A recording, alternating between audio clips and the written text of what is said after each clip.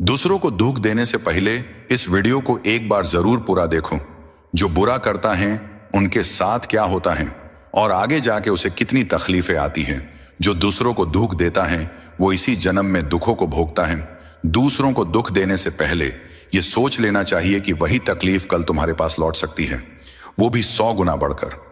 जो व्यक्ति दूसरों को जानबूझकर दुख देता है उसे जीवन में कभी ना कभी उसी प्रकार का दुख भोगना पड़ता है। यह कर्म का अटल नियम है। जो लोग दूसरों को सताते हैं उनका अंत दुखद होता है।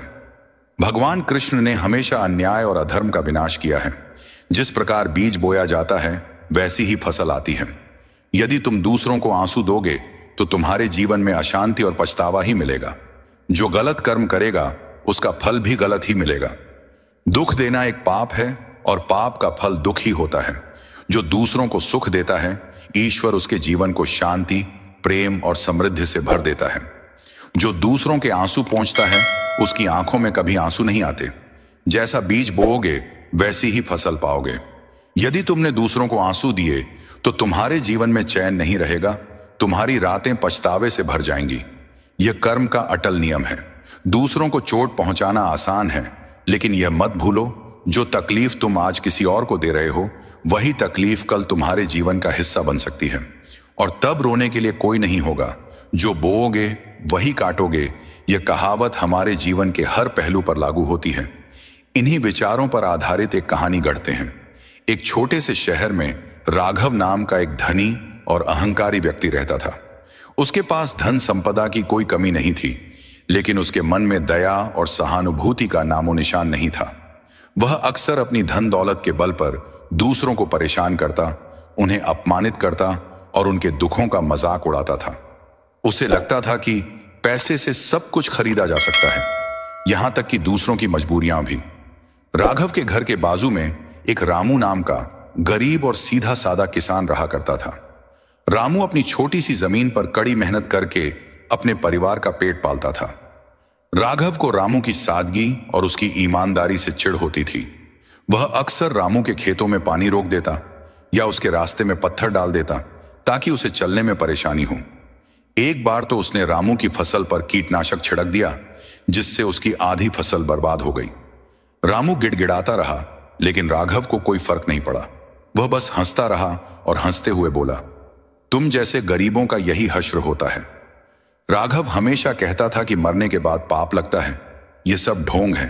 वह मानता था कि जो करना है इसी जीवन में कर लो, कौन देखने वाला है। वह नहीं समझता था कि कर्म का फल इसी जीवन में भोगना पड़ता है। समय का पहिया घूमता रहा। एक दिन राघव को एक गंभीर बीमारी ने घेर लिया। डॉक्टरों ने जवाब दे दिया, उसकी बीमारी अब नहीं ठीक हो सकती है। उसके पास धन तो बहुत था, लेकिन उस धन से उसका स्वास्थ्य वापस नहीं आ सकता था। उसके अपने रिश्तेदार भी उससे दूरी बनाने लगे, क्योंकि उन्होंने देखा था कि राघव ने कभी किसी के साथ भला नहीं किया था। वह अकेला पड़ गया। उसे भयानक दर्द होता था और कोई भी उसकी देखभाल करने वाला नहीं था। धीरे धीरे उसकी संपत्ति भी कम होने लगी, क्योंकि उसके इलाज में बहुत पैसा खर्च हो रहा था। उसे अब उस दर्द का एहसास हो रहा था जो उसने दूसरों को दिया था। रात को नींद नहीं आती थी। उसे रामू और उन सभी लोगों के चेहरे याद आते थे जिन्हें उसने सताया था। उसे अपनी गलतियों का एहसास हुआ, लेकिन तब तक बहुत देर हो चुकी थी। एक दिन जब राघव अपने बिस्तर पर दर्द से कराह रहा था तो उसने देखा कि रामू उसके घर के बाहर खड़ा है। रामू को खबर मिली थी कि राघव बहुत बीमार है। रामू ने तुरंत अपने बेटे को भेजा और राघव के लिए कुछ दवाएं और फल मंगवाए। राघव ने रामू को देखा, उसकी आंखों में आंसू आ गए।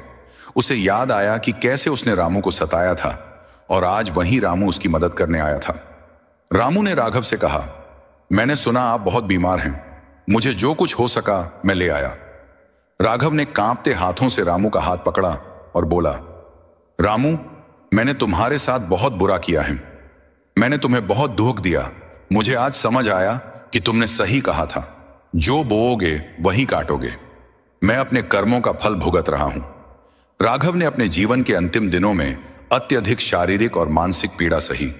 उसे समझ आया कि दूसरों को दुख देने का परिणाम कितना भयानक हो सकता है। उसका अंत दुखद हुआ, जैसा कि उसने दूसरों को दिया था।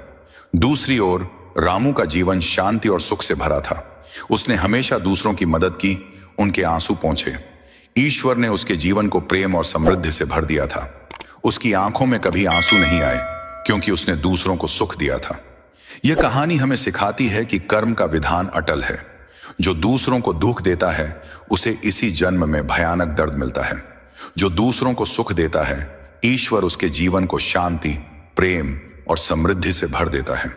इसलिए दूसरों को दुख देने से पहले यह सोच लेना चाहिए कि वही तकलीफ कल तुम्हारे पास लौट सकती है, वो भी 100 गुना बढ़कर। तो दोस्तों, आपको यह वीडियो कैसे लगी ये कमेंट करके जरूर बताना। और हां दोस्तों, मेरे इस YouTube चैनल को सब्सक्राइब नहीं किया होगा तो कर देना।